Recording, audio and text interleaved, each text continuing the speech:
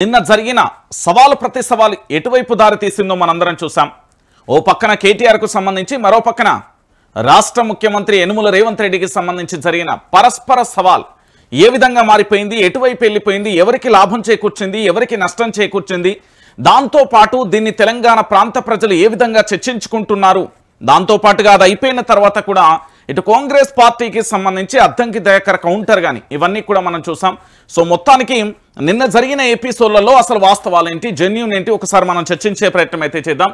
So మొత్తానికి నిన్న జరిగిన సవాలుకు సంబంధించి, ప్రతి సవాళ్ళకు సంబంధించి మనం చూసాం. సో అసలు ఏం జరిగింది అనేది ఒకసారి మనం చూడాలి. సవాల్ విసిరిండు, ఢిల్లీకి పారిపోయిండు. చేతగానప్పుడు సవాలు ఎందుకు విసిరాలే? సోమాజిగూడ ప్రెస్ క్లబ్కు వచ్చిన కేటీఆర్ రచ్చ చేయడం తప్ప చర్చ చేయడం చేత కాదు, రాజకీయ సన్యాసం అన్నాడు, మాట తప్పిండు.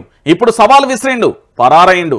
మరో chance, place date time fix చేయి, జూబ్లీ హిల్స్ ప్యాలెస్కు రమ్మంటే కూడా వస్తా, ఏ అంశం మీదనైనా చర్చించడానికి రెడీ, చర్చకు రాలేకపోతే కేసీఆర్కు క్షమాపణ చెప్పు అంటూ కూడా ఒక ఎపిసోడ్ కనబడుతుంది. ఇక కేసీఆర్ను తిట్టినందుకు ముక్కు నేలకు రాయి, నోటికొచ్చిన హామీలిచ్చి ప్రజలను దగా చేసేను, నీళ్లేమో ఆంధ్రాకు, నిధులేమో ఢిల్లీకి పోతున్నాయి, తొత్తులకు నియామకాలు ఇచ్చుకొని మురిసిపోతుండు, ఎమర్జెన్సీని తలపించేలా కాంగ్రెస్ పాలన, కర్రుగాల్చి వాత పెట్టడానికి ప్రజలు సిద్ధం, సీఎం రేవంత్ రెడ్డిపై కేటీఆర్ ఆగ్రహం అంటూ కూడా ప్రధానమైన ఎపిసోడ్కు సంబంధించి మనం చూస్తున్నాం. సో ఇదే అంశానికి సంబంధించి ఒకసారి నమస్తే తెలంగాణలో కూడా చూద్దాం. సవాల్ విసిరిండు, ఢిల్లీకి పోయిండు, రచ్చ తప్ప చర్చ రాదా రేవంత్ అంటూ కూడా చూడొచ్చు. బేసిక్ నాలెడ్జ్ లేని సీఎంకు ప్రిపరేషన్కు సమయం ఇచ్చినా రాలేకపోయారు, ముఖ్యమంత్రికి మరో అవకాశం ఇస్తున్నాం, టైం డేట్ ఆయనే డిసైడ్ చేసుకున్నా సరే, లేదంటే కేసీఆర్కు క్షమాపణ చెప్పాలి, అసెంబ్లీలోనైనా రెడీ, మైకు కట్ చేయదు, రేవంత్ రెడ్డి అసమర్థతతో రైతులు అరిగోస, ఎరువులు విత్తనాల కోసం భారీ లైన్లు, నీళ్లు ఏపీకి, నిధులు ఢిల్లీకి, నియామకాలు తొత్తులకి, ఇదే కాంగ్రెస్ పాలన. బాబు కోవర్ట్గా రాష్ట్ర ప్రయోజనాలను వ్యతిరేకంగా రేవంత్ రెడ్డి పనిచేస్తున్నాడు, అవినీతి సర్కార్ను కాపాడుతున్నది మోదీ అని BRS working president KTR fire అంటూ కూడా చూస్తున్న పరిస్థితి కనబడుతుంది.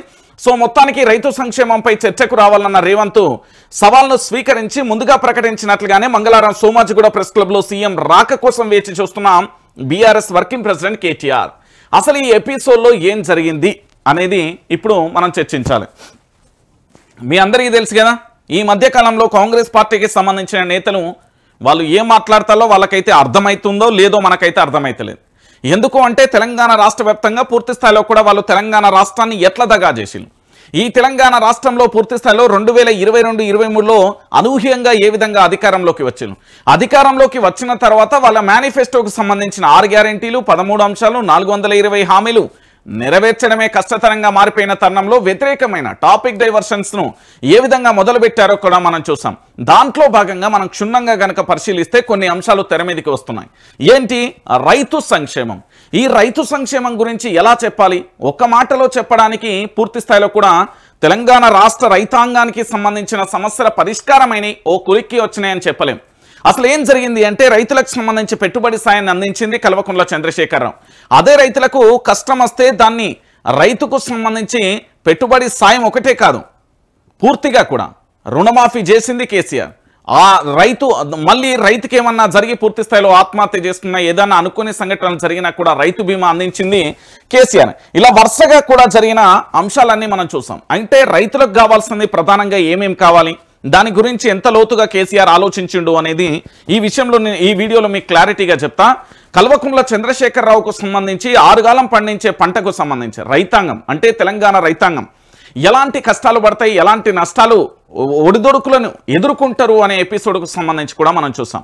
అయితే రైతులు మొట్టమొదటిసారిగా వాళ్ళ యొక్క దుఃఖిని చదును చేసుకున్నప్పుడు ఫలానా వడ్డీ వ్యాపారి దగ్గరికి వెళ్ళాలి, లేదా ఫలానా ఫైనాన్స్ దగ్గరికి వెళ్ళాలి, లేదా ఫలానా వ్యక్తి దగ్గరికి వెళ్ళాలి, లేదా ఫలానా వ్యక్తి దగ్గర కుదోబెట్టాలి, బండ్లో ఏదైనా బంగారం ఉంటే, లేదా బ్యాంకుల చుట్టూ తిరగాలి, ఇలాంటి రకరకాల అంశాలకు సంబంధించి వాటన్నింటినీ పారద్రోలడానికి అంటే వాటన్నింటినీ తరిమిగొట్టడానికి తెలంగాణ రైతాంగానికి సంబంధించి మేమున్నామనే భరోసాతోని రాష్ట్ర ప్రభుత్వానికి సంబంధించి పూర్తి స్థాయిలో పెట్టుబడి సాయాన్ని అందించింది కేసీఆర్.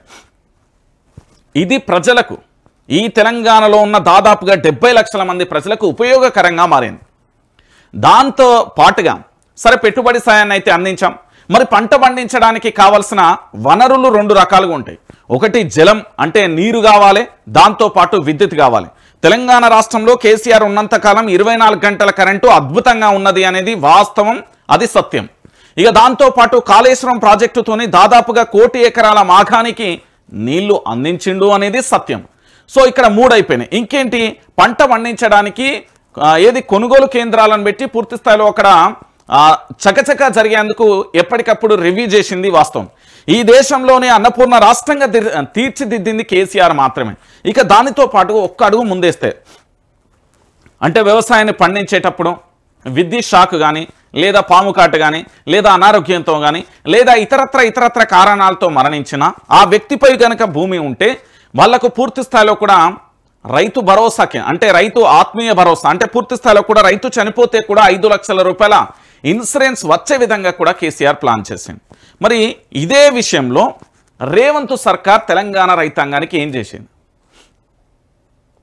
వాళ్ళు ఇచ్చిన మేనిఫెస్టోకి సంబంధించి రుణమాఫీ ఏది ఒకే విడతలో కాలేదు. దాంతోపాటు రైతులకు దాంతోపాటు మునాబాదారులకు ఇద్దరికి కలిపి 15,000 ఇస్తా అన్నారు, అది ఇయ్యలే. రైతు కూలీలకు సంబంధించి పైసలు ఇస్తా అన్నారు, అది ఇయ్యలే. మహిళలకు సంబంధించి 2,500 ఇస్తా అన్నారు, అది ఇయ్యలే. దాంతోపాటుగా పెట్టుబడి సాయం సక్క ఇచ్చింది లేదు. అంటే అన్నింటినీ కూడా ఎగ్గొట్టుకుంటే ఏ విధంగా ప్రభుత్వం వచ్చింది అనేది మీరందరూ కూడా చూసిర్రు. దాన్ని పూర్తి స్థాయిలో మనం గమనిస్తున్నాం. అయితే ఈ అంశాలన్నింటికి సంబంధించి మొన్న జరిగిన మల్లికార్జున్ ఖర్గేకు సంబంధించిన మీటింగ్కు వచ్చి రైతు సంక్షేమానికి మేము సిద్ధం, చర్చకు ఎక్కడైనా సవాలు విసురుతున్నా మీరెవరైనా రావచ్చు అంటూ ఇక మనోడు ముఖ్యమంత్రి గారు ఇక ఇష్టం వచ్చినట్టు మాట్లాడటాల కూకుంటారా బీఆర్ఎస్ పార్టీలు? అసలే బీఆర్ఎస్ పార్టీ అంటే కంకరం కట్టుకొని ఉన్న తెలంగాణ ప్రాంత ప్రయోజనాల కోసం, తెలంగాణ ప్రాంత ప్రజల కోసం. ఎందుకంటే మొదటి నుండి తెలంగాణ ప్రాంత ప్రజలన్నా, తెలంగాణ ప్రాంతం అన్నా ఇక్కడి ప్రజలకు మేలు చేయడానికి అంతో కొంతో కాస్త బీఆర్ఎస్ పార్టీ తప్ప మరొకటి కనబడదు. మీకు ప్రత్యామ్నాయం ఉండదు. ఎందుకంటే అది ప్రాంతీయ పార్టీ తెలంగాణ ప్రాంత ప్రజల కోసం మాత్రమే పనిచేస్తుంది. ఇది మీ అందరికీ కూడా తెలిసిన విషయమే. సో ఇలాంటి పరిస్థితులలో చర్చ పెడదాం అన్నాడు రేవంత్ రెడ్డి. రేవంత్ రెడ్డి గనక వచ్చి ఈ కుర్చీలో గనక కూకుంటే ఏం జరిగేదో తెలుసా? కాంగ్రెస్ పార్టీకి ఇప్పటికే ఆల్రెడీ 100కు 90% కేల్కతం దుకాన్ బంద్, డ్యామేజ్ అయిపోయింది తెలంగాణ ప్రాంత ప్రజల పక్షాన. వాళ్ళు వ్యక్తిగతంగా సర్వే చేసుకుంటే స్థానిక సంస్థల ఎన్నికలలో వీళ్ళు ఎవరైతే పోయి సర్వే చేసే వ్యక్తులు ప్రశ్నలు అడుగుతారో వాళ్ళనే రివర్స్ ప్రశ్నలు అడుగుతున్నారు తెలంగాణ ప్రాంత ప్రజలు. సో ఆల్రెడీ నెగిటివిటీ అనేది గట్టిగా ఉన్నది. ఇక్కడికి చర్చకత్తే మనోడు ఏం మాట్లాడుతున్నావు తెలిసి, ఏం చేసిండని, పెద్దమ్మ తల్లి మీద ఒట్టేసిన, లక్ష్మీ నరసింహస్వామి మీద ఒట్టేసిన, భద్రకాళి దేవత మీద వేసిన, దాంతోపాటు రామప్ప శివయ్య మీద వేసిన అని చెప్తాడు. అంతకు మించి చెప్పేది ఏమీ లేదు. సో పూర్తి స్థాయిలో కూడా దీంట్లో బీఆర్ఎస్ పార్టీదే పైచే అయితే సాధించింది. ఎందుకంటే సవాలు విసరడం, తోక ముడవడం అనేది బీఆర్ఎస్ పార్టీకి ఎక్కడా లేదు. సవాలు విసురితే రచ్చకైనా వచ్చి కూర్చొని చర్చించేద్దాము బీఆర్ఎస్ పార్టీకి ఉంటుంది. ఇందులో 2 రకాల చర్చ ఉన్నది. ఎందుకంటే 14 సంవత్సరాలు విపక్ష పార్టీలో ఉన్నది. సో అద్భుతంగా కూడా తెలంగాణ ప్రాంతానికి సంబంధించిన ప్రతి విషయం కూడా క్లారిటీగా తెలిసి ఉంటుంది. 10 సంవత్సరాల అధికారంలో ఉన్నారు, ఇంకా స్పష్టంగా కూడా అన్ని విషయాలపై అవగాహన ఉంటుంది. ఇక్కడ మనోడు ముఖ్యమంత్రి అయిన తర్వాత పూర్తి స్థాయిలో కేవలం అడ్మినిస్ట్రేషన్ ఇంకా గ్రిప్లోకి రాని పరిస్థితి కనబడతాను. ఇది వాస్తవం. ఎందుకంటే రేవంత్ రెడ్డి గారికి సంబంధించి పూర్తి స్థాయిలో కూడా మంత్రులు మాట వినడం లేదు, ఎమ్మెల్యేలు మాట వినడం లేదు, గ్రూప్ వార్ నడుస్తుంది, కోల్డ్ వార్ నడుస్తుంది. ఇప్పటికే ఒక వర్గానికి సంబంధించి మీరెట్లు ఇస్తారంటే ఆ వర్గానికి మీరెందుకు ఇచ్చిరనే చర్చ కూడా గట్టిగానే నడుస్తాను. ఇది మన అందరికీ తెలిసిన విషయమే. సో మొత్తానికి రైతు సంక్షేమం మీద విషయంలో చర్చ పెట్టి సవాల్ విసిరి ఢిల్లీకి పరారైంది. ఒకవేళ తెలంగాణలో ఉండి లేదా అదే జూబ్లీ హిల్స్ ప్యాలెస్లో లేకపోతే కమాండ్ కంట్రోల్ రూమ్లో అక్కడ కూర్చొని సమీక్షా సమావేశం చేస్తున్నాం అంటే తెలంగాణ ప్రాంత ప్రజలు ఎట్లా చీ కొడతారు. కాబట్టి ఇక తెలంగాణలో ఉంటే ఉన్నిజ్జత అంతా వేయటట్టు ఉన్నదని ఢిల్లీకి పరారైంది అనేది రాజకీయ విశ్లేషకులు చెప్తున్నమాట. ఇది నేను చెప్తున్న మాట కూడా కాదు. సో ఇక్కడ జరిగే ఎపిసోడ్ ఏంటంటే చాలా క్లియర్గా క్లారిటీగా కూడా ఒకటే అంశం అండి. ఏదైనా ఒక చర్చకు సవాలు విసిరే ముందు వెనక ముందు ఆలోచించుకోరు. కాంగ్రెస్ పార్టీ వాళ్ళకు మళ్ళీ చెప్తున్నా, ఇక్కడ ఉన్నది ఆసామాషి పార్టీ కాదు, అది ప్రాంతీయ పార్టీ. ఆ పార్టీకి ఉన్న 2 బలాలు చెప్తున్నా. ఒకటి, తెలంగాణ రాష్ట్రం మీద తెలంగాణ రాష్ట్రం కోసం పోరాటం చేసింది కాబట్టి ప్రతి గల్లీ పరిస్థితి ఏందో వాళ్ళకు తెలుసు. రెండోది, అదే గల్లీకి సంబంధించి ఏ సంక్షేమ పథకాలు అవసరమో కూడా ఇక్కడ కూర్చొని పరిపాలన చేసిన పార్టీ. సో సమర్థవంతంగా కూడా పరిపాలన చేసిళ్ళు, సమర్థవంతంగా కూడా పోరాటం చేసిళ్ళు. కాబట్టి ఆ సమర్థత ఏదైతే ఉందో దాన్ని పూర్తి స్థాయిలో మీరు తెలుసుకుంటే మీకు చాలా క్లారిటీగా తెలుస్తుంది. సో నేనేమంటున్నానంటే ఇక్కడ పూర్తి స్థాయిలో కూడా ఈ అనవసరంగా సవాళ్ళు విసరడం, తోక ముడవడం, ఇజ్జత్ పోయే పని చేసుకోకూరు. ఆల్రెడీ ఇజ్జత్ పోయింది. ఇంకేముంటుంది? నిన్న చాలా మంది వచ్చి ఒక్కొక్కరు ఒక్కొక్క రకంగా మాట్లాడతారు. కేసీఆరే రావాలి, కేసీఆరే రావాలి. కేసీఆర్ ఎందుకు నాకు అర్థమైతే లేదు. అరే బైకి ప్రశ్నించే గొంతుకలు తెలంగాణ రాష్ట్ర వ్యాప్తంగా ఉన్న సోషల్ మీడియా మాట్లాడితేనే చిచ్చు పోసుకొని కేసులు పెడుతున్నారు కదా, ఇది సరిపోదా మీకు? ఇంకా కేసీఆర్ రావాలన్నా? కేసీఆర్ అత్త ఏమవుతుంది? మీరు రాజకీయ సన్యాసం తీసుకోవాలి. ఇక మీరు అందరు రాజీనామా పేపర్లు రెడీ పెట్టుకోవాలి. వీళ్ళు ఏమని చెప్తున్నారు అంటే పూర్తి స్థాయిలో వీళ్ళు చెప్పే మాట ఇది. ఎవరు? కాంగ్రెస్ వాళ్ళు కేసీఆర్ రావాలి, కేసీఆర్ రావాలి, కేసీఆర్ రావాలి, లేకపోతే కేటీఆర్ అర్హత కాదు. అరే భయ్, ఫస్ట్ మీరు సోషల్ మీడియాతో ఢీకొనుర్రా నాయన. ఇక ఆ సోషల్ మీడియాతో ఢీకొనాలంటే అలా వ్యక్తిగతంగా పోతారు, ఇంకో రకంగా పోతారు, ఇంకో రకంగా పోయి ఏం చేస్తారు తెలుసా? ఇక వ్యక్తిగత డ్యామేజ్ చేసే పని చేస్తారు, కానీ సబ్జెక్టు మాట్లాడారు. మనం ఆ సబ్జెక్టు మాట్లాడే తెలివి ఉండాలి కదా ఫస్ట్. అంటే మొత్తం మీరు ఎపిసోడ్ను నిన్న గమనించండి. రాష్ట్ర ముఖ్యమంత్రి గారికి కానీ లేదా రాష్ట్ర ప్రభుత్వానికి కానీ, ఇక్కడ బీఆర్ఎస్ పార్టీకి కానీ, బీఆర్ఎస్ పార్టీకి సంబంధించిన కేటీఆర్ కానీ అక్కడికి వచ్చినప్పుడు పూర్తి స్థాయిలో దీని మీద చర్చ చేయలేదు. సరే ముఖ్యమంత్రి రాలే, ఉప ముఖ్యమంత్రి బట్టి విక్రమార్క ఉన్నాడు కదా, సరే ఆయన రాన్నాడు, మంత్రులు ఉన్నారు కదా, వీళ్ళందరూ ఉన్నారు కదా, మరి వీళ్ళందరినన్నా పంపించపోయారు. అంటే పూర్తి స్థాయిలో సవాళ్ళు విసరడం మాత్రమే, ఏదంటే మేకపోతు గాంభీర్యాన్ని ప్రదర్శించుడు కాదు. కథన రంగంలోకి దిగినప్పుడు కథన రంగాన్ని యుద్ధం చేయాలి. తోక ముడిచి పారిపోయి మళ్ళీ ఇక తెలంగాణ రాష్ట్ర వ్యాప్తంగా కేటీఆర్ మా అరాతే కాదు. ఏం కేటీఆర్? సోషల్ మీడియాకే మీరు చిచ్చు పోసుకుంటున్నారు. తెలంగాణ భాషలో చెప్పాలంటే ఉత్స పోసుకుంటున్నారు. వాళ్ళు పాపం ఏది పెట్టినా అక్కడ వాస్తవం రియాలిటీ జరిగిన విషయాన్ని వీడియో తీసి అప్లోడ్ చేసినా కేసే, లేదా అదే విషయాన్ని రీట్వీట్ చేసినా కేసులే పెడతారు. ఇక అంతకంటే భయం సరిపోదా మీకు? సోషల్ మీడియానే మిమ్మల్ని ఉచ్చబోయిస్తున్నది, బీఆర్ఎస్ పార్టీ సోషల్ మీడియా. ఇక మీకు కేసీఆర్ రావాలన్నా? కేసీఆర్ అత్తే మీరు ఉంటారా? చక్కగా అసెంబ్లీ స్పీకర్ దగ్గర పోయి రాజీనామా లెటర్ రాసి మళ్ళీ వెళ్ళిపోవాలి. మీరు చేసిన దౌర్భాగ్యమైన పనులు ఏంది? 6 గ్యారంటీలు ఎవడియమన్నాడు? ఎందుకు అమలు చేస్తలేరు? 13 అంశాలు ఎడబోయినాయి, 420 హామీలు ఎడబోయినాయి. వాటన్నింటినీ ఎవరు అమలు చేయాలి? ఏం చెప్పిళ్ళు తెలంగాణ ప్రాంత ప్రజలకు? మళ్ళీ వీళ్ళు కూట్ల రాయి తీయనోడట ఏట్ల రాయి తీస్తాడట. వెనకటో సామెత ఉంటుంది, గట్లనే ఉన్నది కాంగ్రెస్ పాలన పరిస్థితి. అలా వాళ్ళు చేసేది లేదు, పోయేది లేదు. మళ్ళీ సవాళ్ళు, ప్రతి సవాళ్ళు. ఆ వరంగల్ డిక్లరేషన్ ఏమైపోయింది? అక్కడ ఎల్బీ స్టేడియం దగ్గర మీరు ఇచ్చిన హామీలు ఏమైపోయినాయి? ఒక్కొక్క కాడ ఒక్కొక్క రకంగా ఉన్నది మీ కథ. ఏది లేదండి, మొత్తం సవాళ్ళు విసురుడు, పారిపోవడు అంతే, అంతకు మించి ఏం లేదు.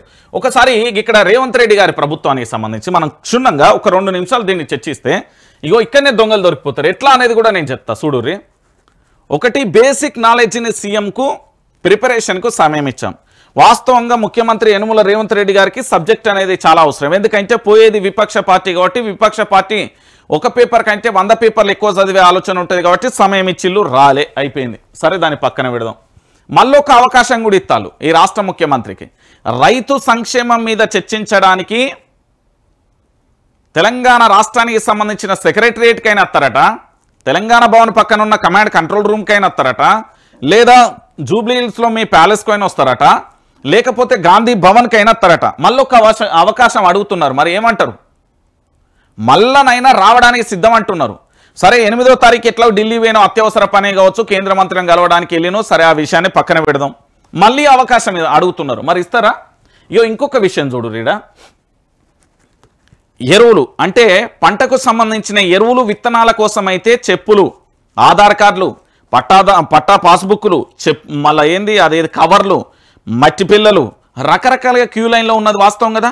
మరి ఇదే కల్వకుంట్ల చంద్రశేఖరరావు గారి ప్రభుత్వంలో ముందస్తుగా పూర్తి స్థాయిలో ఎరువులను కేంద్రం నుంచి మాట్లాడి అక్కడికి మన ఎంపీలను పంపించి అక్కడ పని అయిపోయే వరకు, ఇక్కడ ఏది మళ్ళీ లోడ్ అంతా దిగేంత వరకు అక్కడనే ఉండి ఇక్కడికి వచ్చిన తర్వాత దాన్ని గ్రామాలలోకి సప్లై చేసిన తర్వాత అది ఎప్పుడు సీజన్కు ముందే ఇదంతా జరిగేది.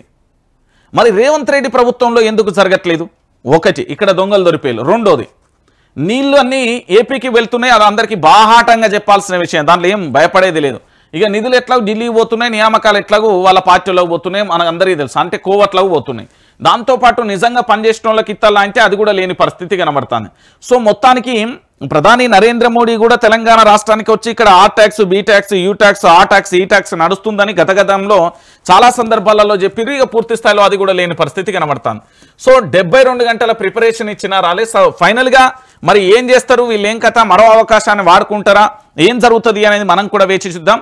నిన్న సోమాజిగూడ ప్రెస్ క్లబ్లో అల్టిమేట్గా బీఆర్ఎస్ అయితే పై చేయి, ఎందుకంటే వాళ్ళు సవాలు విసిరింది రాష్ట్ర ముఖ్యమంత్రి, సవాల్ను స్వీకరించి వెళ్ళింది బీఆర్ఎస్ పార్టీ, అక్కడికి రాంది ముఖ్యమంత్రి రాకపోయినా ఉప ముఖ్యమంత్రి రావచ్చు, లేదా మంత్రులను కూడా పంపించచ్చు. సరే ముఖ్యమంత్రి గారు ఢిల్లీకి వెళ్ళి ఎన్నిసార్లు ఢిల్లీకి వెళ్తారు, మళ్ళోసారి చెప్తారు, మళ్ళోసారి పూర్తి స్థాయిలో మళ్ళోసారి డేట్ ఫిక్స్ చేయమంటారు, అప్పుడు వస్తారో చూద్దాం.